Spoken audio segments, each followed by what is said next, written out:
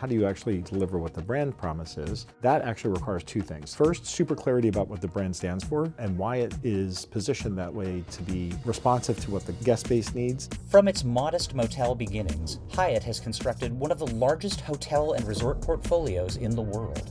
The company remains far smaller than industry leaders Hilton and Marriott, and rising operational expenses, travel uncertainty, and external shocks like the COVID-19 pandemic have made growth difficult. Hyatt's strategy? Sell real estate and invest in expanding its luxury brands. Instead of splitting your attention between being a great property owner, we are now really focused on brand building and investing in the brands. Backed by data-driven loyalty programs and new brand acquisitions, Hyatt is positioning itself to expand its lead in luxury and experiential travel. Younger consumers are spending on these really specialized experiences. It's not a one-size-fits-all anymore. Here's why Hyatt is building brands instead of hotels in order to keep the next generation of travelers checked in.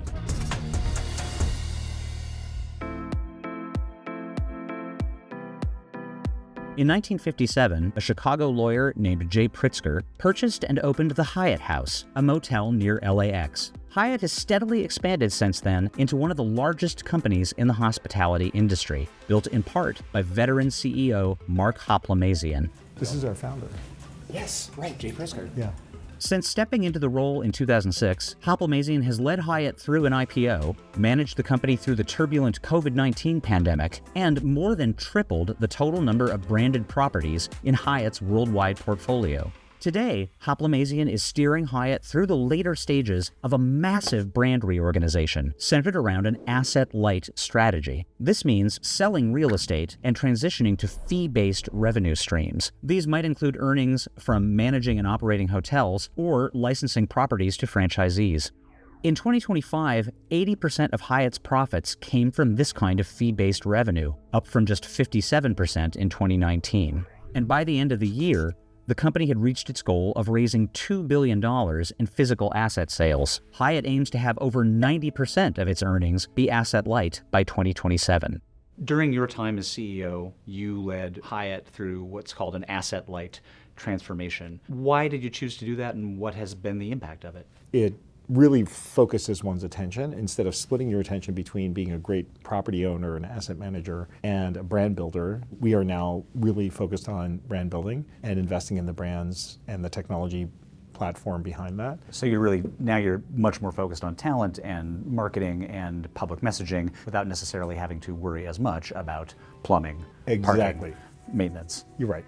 Hoplamazian and Hyatt's brand strategy organizes the company into 5 distinct brand groups: luxury, lifestyle, inclusive, classics, and essentials. Luxury includes some of Hyatt's most upscale brands like the Park Hyatt, while essentials brands like Hyatt Studios offer a more straightforward business hotel type experience. Marriott and Hilton, both of whose property and financial portfolios are considerably bigger than Hyatt's, are also going asset-light. In fact, both started their transitions to an asset-light model before Hyatt. In order to differentiate itself, Hyatt is leaning into one of the fastest growing sectors in the industry, luxury travel. I think in your Q3 report, the company mentioned that it seemed like from the consumer side, the luxury and lifestyle segment was the one where the demand seemed strongest, where economic threats seemed least. Is that still the case? Do you still feel like luxury is where the growth is going to come from on that side? Absolutely. We have the biggest representation, proportionally speaking, in our portfolio of luxury and lifestyle versus our competitors. So we've been advantaged during this period of time when luxury has been the strongest segment. I think 26, no matter what happens, the so-called K-shaped economy is going to persist. That doesn't make me happy, by the way. We have to recognize that that's what's happening. And so I do think that luxury will be the highest performing. And this is a very big change in psychology. Hyatt is already a leader in luxury travel. More than 70% of Hyatt's rooms are luxury or upper upscale, compared to Marriott at 51% and Hilton at 28%. Since announcing its asset-light strategy in 2017, Hyatt has acquired around 10 luxury and upscale hotel lines, including Mr. and Mrs. Smith and Dream Hotel Group, to add to its brand groups.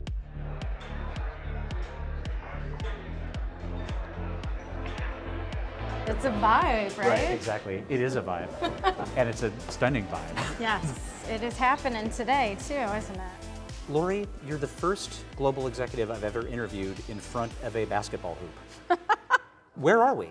What is this place? Yeah, isn't it great? Yes. We are in the Chicago Athletic Association. It started as a men's club in the 1890s, has been reimagined as a hotel, and came into the Hyatt portfolio in 2019. Yeah, I've got the beautiful Gothic architecture and the Yes. crazy carvings.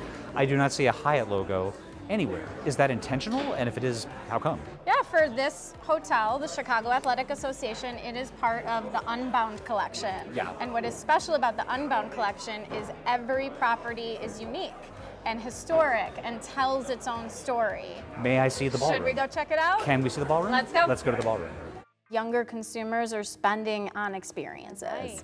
This is the White City Ballroom. We're working on curating different types of collections of properties that will tailor to more romantic travel or outdoor luxury travel. It's not a one-size-fits-all anymore. It's these really specialized experiences. I know that the past several years on the branding topic that there have been some really key acquisitions for Hyatt, especially in the luxury space, bringing in other brands into the portfolio where, from a customer's perspective, we're not necessarily going to know about the Hyatt affiliation. How does that sort of change the challenge of maintaining the focus of the company? We have over 62 million loyalty members, and the program has been extremely healthy. It's been growing at a 20% compounded growth rate in the last several years straight. When we designed World of Hyatt, it was designed as an experience platform, not as a points program. A lot of loyalty programs are basically transactional in nature, and we wanted it to be something that was actually meaningful to our members. Yes, it's points. It includes points, but we view points as a means to an end that's not just a room night, but an overall experience. When you talk about points being about experiences as well as loyalty, does that mean in practice that the points can also be used for things outside of just the stay? We launched a World of Hyatt Find experiences also about 2 years ago now. And we have experiences on properties. We have experiences that we call limited time experiences. What are some travel trends that you're thinking about that are sort of specific to 2026?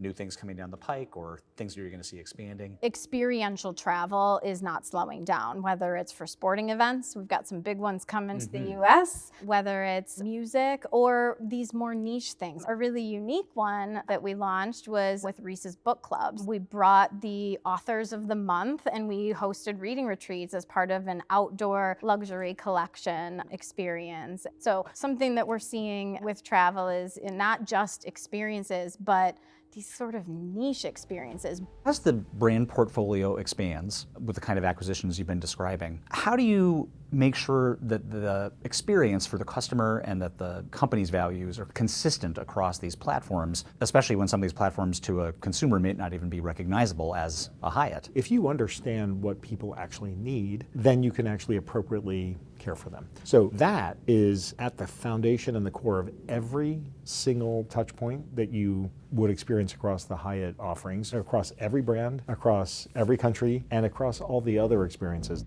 In order to better recognize and deliver these experiences, Hyatt is investing in AI and in-depth data analytics and building personalized, intent-based search tools configured around users' individual travel preferences. How do you keep a sense of brand and company identity consistent across experiences in a world where AI is playing a bigger role perhaps in connecting your customers to you? We characterize AI as an augmentation of how you can get closer to your customer. It's removing a bunch of the administrative tasks that our frontline colleagues are actually burdened with currently. It gives them more time to just be human to human interaction. There is so much new technology that helps us to deliver really personalized and tailored content. And now we can speak to you as an individual differently than the next member. The other thing it allows you to do is capture information on that individual that you would never otherwise be able to get. True fidelity of information about Matt and his family so that we can better care for you in the future. You became CEO in 2006. And that means that this bare wall that we're walking towards is going to be the wall that gets filled. The next chapter. What are the things that you most want to see on that wall? We've changed the profile of the company, and now the launch point from this point forward is how are we actually corralling and using the best of technology to continuously make our colleagues' lives easier, make our guests' lives better, and how we can care for more people.